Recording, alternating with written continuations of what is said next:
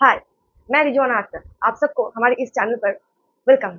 अगर आप नए हो तो एंड अगर ये वीडियो आपको हेल्पफुल लगे एंड अच्छा लगे तो ज़रूर से लाइक एंड कमेंट कर जाना एंड अगर मन लगे कि सब्सक्राइब करना है तो कर देना।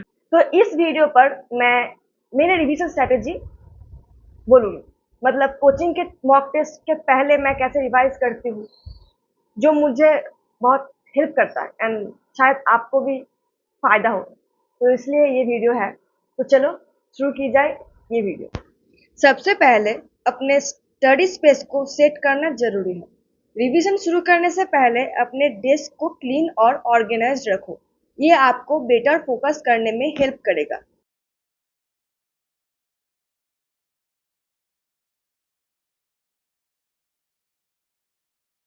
अब चलिए मेरी स्टेप बाय स्टेप स्ट्रेटजी देखते हैं। पर शुरू करने से पहले एक छोटा अनाउंसमेंट है, वो देख लो। इस टीचर्स डे पर अपने गुरुजन के साथ अपने सपनों को साकार करो। पीडब्ल्यू ले आया है आप सबके लिए एक खास ऑफर ऑन ऑल बैचेस। ये मौका सिर्फ आपके लिए है, अपने पढ़ाई को एक नया स्टार पर ले जाने का। अब सीखने का वक्त है अपने अध्यापक के मार्गदर्शन में। ये टीचर्स डे बनाए अपने लिए यादगार। जैसे पीडब्ल्यू के स्टूडेंट्स को हुए हैं एमबीबीएस में सिलेक्शन, वैसे आपका और हमारा, हम सबका हो सकता है। तो इसके लिए हम सबको पढ़ना होगा dedication, focus, determination end of course with good strategy के साथ। एक अच्छा मेडिकल कॉलेज में जाने के लिए नीट एग्जाम में और समय भी ज्यादा नहीं है।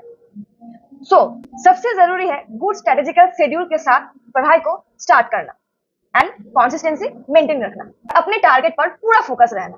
और ड्रॉप आउट स्टूडेंट यकी नीट 4.0 2025 जिसका प्राइस है 4000 rupees. For class 11 NEET students fighter NEET 2025 इस बैच का प्राइस है 2900 rupees. Arjuna NEET 3.0 2025 for class 11 plus NEET इस बैच का प्राइस है 3900 rupees. Lakshya NEET 3.0 2025 for class 12 plus NEET इस बैच का प्राइस है 3000 rupees. For class 11 and for class 12 plus NEET students Arjuna NEET Hindi 2025 and Lakshya NEET Hindi 2025 ये दोनों बैच का प्राइस है 2500 रुपीज। फॉर ड्रॉपर स्टूडेंट यकीन नीट हिंदी 2025 बैच का प्राइस है 2500 rupees. In all batches PW आपको दे रहा है इंडिया के टॉप एडुकेटर्स जो बनाएंगे आपको physics, chemistry, botany and zoology में परफेक्ट। डेली प्रैक्टिस प्रॉब्लम्स जो डीपीपी कहते हैं हम सब, वो मिलेगा एंड उसके साथ वीडियो सॉल्यूशन भी अवेलेबल है ऐप पर एंड पीडीएफ नोट्स भी पीडब्ल्यू के ऐप पर नोट सेक्शन पर अवेलेबल होगा। शेड्यूल टेस्ट तो पीडब्ल्यू पर होता ही है, सो टेस्ट का टेंशन आप सबको नहीं लेना है एंड हर बैच के साथ मॉड्यूल भी अवेलेबल है।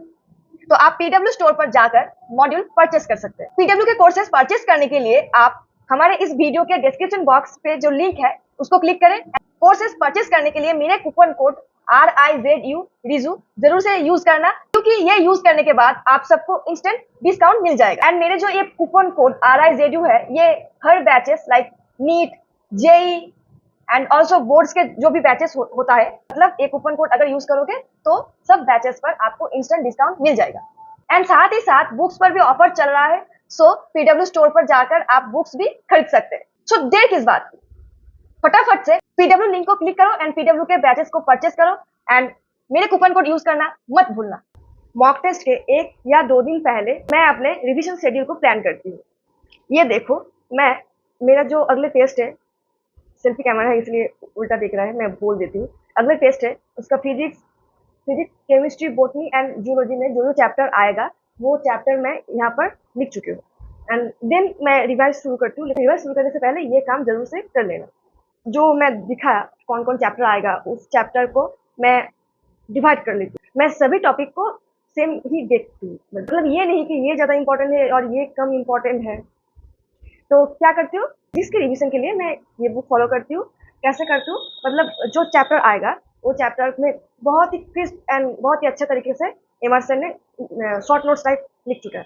तो मैं 1.5 या 2 घंटे के अंदर अंदर पूरा चैप्टर रिवाइज कर लेती हूँ फिजिक्स के लिए एंड उसके बाद मैं क्वेश्चन प्रैक्टिस करती हूँ। एंड क्वेश्चन प्रैक्टिस कहाँ से करती हूँ, तो मतलब फिजिक्स के लिए अपना फुल लेक्चर नहीं देखती हूँ, लेकिन बैच के तो उसके अंदर जो जो क्लास नोट्स के अंदर जो जो सर ने क्वेश्चन कराया है, बहुत सारा क्वेश्चन कराया है, तो वो मैं करती हूँ। मतलब खुद से प्रैक्टिस करती हूँ। अगर कहीं अटक जाती हूँ तो सॉल्यूशन देख लेती हूँ, मतलब क्लास के सॉल्यूशन, एंड जीपीवी भी करती हूँ, ठीक है। तो फिजिक्स का हो गया, फिजिक्स कैसे रिवाइज करती हूँ। एंड उसके बाद आते हैं केमिस्ट्री।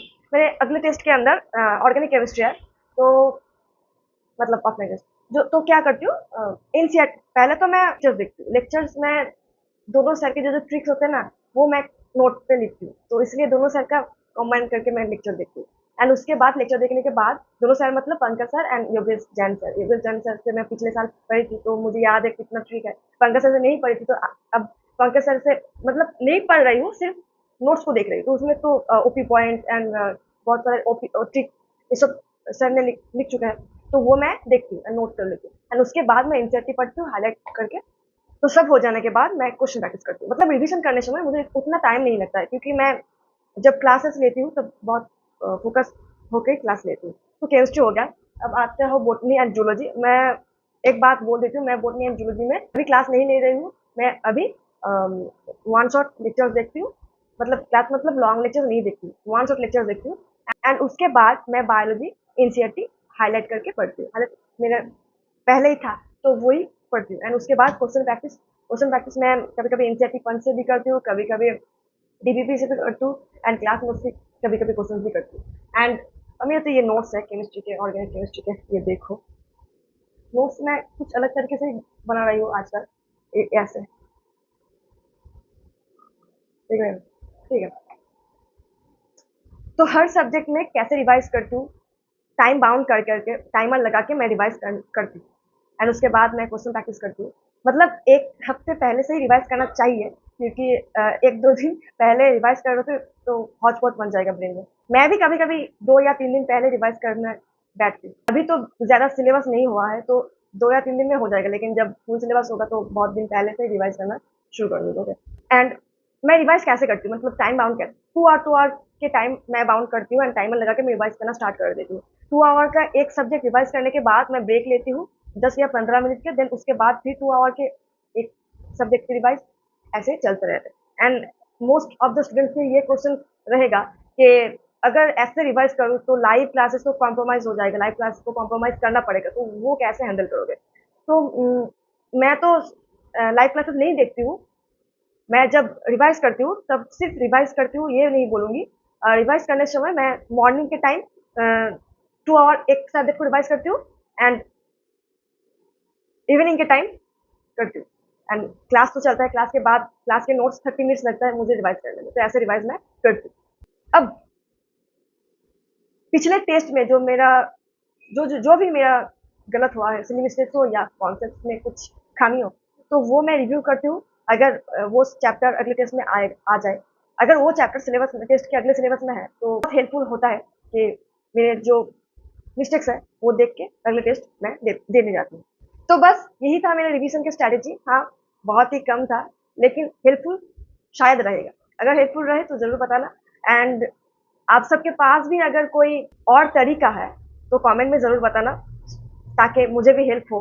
याद रखें, कंसिस्टेंसी एंड पॉजिटिव माइंडसेट रखना ज़रूरी है। हर समय मुस्कुराते रहना एंड अपने काम करते रहना, और उसके बीच में थोड़ा बहुत रेस्ट भी लेना। ये वीडियो देखने के लिए धन्यवाद। Thank you so much. And आप सबको नीट प्रिपरेशन के लिए बेस्ट ऑफ लक। अच्छे से पढ़ाई करो, and best of luck to me also. Then आज के लिए इतना ही, मिलते हैं अगले वीडियो में।